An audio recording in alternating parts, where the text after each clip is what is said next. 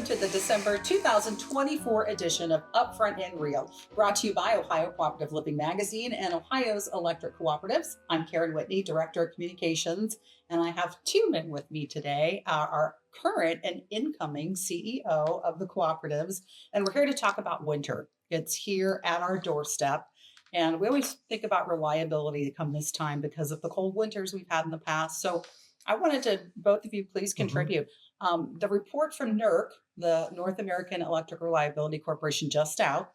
What are we looking at as far as the winter season comes here in Ohio? Yeah, it's unfortunately it's a little bit more of the same. We're going to have to continue to be concerned about the big picture, broad reliability of our electric systems in extreme cold weather. Craig's kind of dug into the report, and he'll talk a little bit more about some of the details. Yeah, so NERC really identifies and evaluates every region of the country in terms of winter reliability. And they specifically point out a few areas that has seen significant load growth and also a significant amount of thermal generation that is retired, primarily coal and gas. So to our west, the Mid-Continent ISO has some concerns, especially during the most severe cold weather conditions. Same with Texas. Texas has had a number of events over the last 10 years, primarily going back to 2021 with Winter Storm Uri. The same conditions exist. They have a lot of load growth, not a lot of thermal generation increases. They have more solar and wind, so they have some concerns if it gets severely cold. For our region of the country, we should be fine. We have enough generation capacity. We do have a lot of natural gas generation that is dependent on the natural gas pipeline system. So outside of the very coldest periods like we saw back during the winter of 2022, we should be okay. So you mentioned natural gas. A lot of those have come online lately, but there is some risk with natural gas when it gets really cold. Explain that. Yeah, so natural gas is a just-in-time delivery, right? And so the gas is delivered as it's burned to produce power, but we also have a significant natural gas system that people use for heating and manufacturing, and that doesn't go away when it gets cold. It just increases, and the need for natural gas to produce power is competing with that gas that traditionally has been used for heating and manufacturing. So you compare that to the two most secure and reliable forms of power generation during the wintertime. That's nuclear power generation and it's coal generation. They have fuel on site. They're not dependent on a delivery system. So again, there's concerns about being overly dependent on natural gas when it gets severely cold. Pat, you've been here before. We've had winters where we've came very close to having the power not be reliable. How does this year stack up, or what's coming ahead? How does that stack up? More reliable, or do you think we're continuing to kind of slowly go down? Yeah, we're still continuing to slowly go down. It hasn't been a quick change, but load is increasing, as Craig said. We continue to have less thermal generation, particularly the more reliable coal generation, available to us. And that trend is something right now that we pretty well expect over the next few years to continue.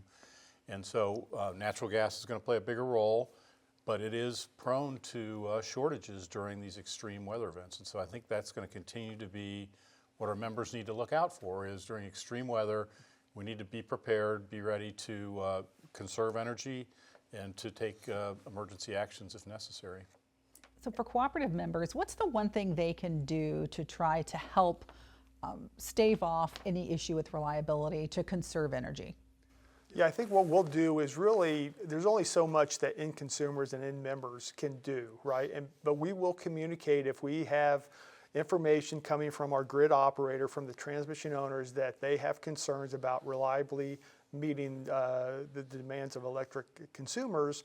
We will express and make sure they are aware of those concerns, whether it's a public appeal for conservation, whether it's some other, I think, action that needs to be taken by end consumers. We will make sure that message is communicated and they're informed about that. Yeah, and we spend a lot of time being prepared for winter at our power plants to make sure they run as reliably as possible. So that's really important for us, but we're still a small percentage of this overall system that we're part of, and so we can't prop everybody else up. So we still are dependent on the rest of the system working well. And I think it's gotten better in that regard. People are more aware of the risks, but this supply constraint on natural gas and the continued reduction of the more reliable coal resources continues to be a concern. So the one thing, if you had to say one thing that cooperative members could do that help with conservation if we get into this spot, even if they're not a cooperative member, what's the one thing a single person can do in their life to Well, conserve? in terms of conservation, is just being aware and being available to those messages that come across. And if they can safely conserve energy, again, we don't want anyone to take steps that could put their risk at health, but safely conserving electricity if that message comes across and is needed to maintain the reliability of the grid, they should take those steps. Yeah, during extreme weather events, we all know when they're coming, or we get a lot of news about it.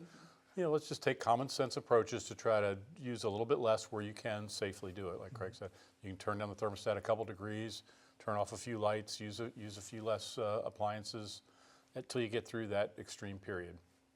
It all makes a difference. Yeah, it all makes a difference. does. Okay, well, let's hope we don't have a very severe weather winter this season around. I have to say, it is the end of season for Pat. You are retiring. This is your last episode of Upfront and Real with us, and Craig will be here in the seat himself for the next one. Anything you would like to say to the cooperative members out there that you have helped to educate all these years? Well, I'd just like to say that I think the company and the organization's in great hands. Craig's going to do a great job going forward.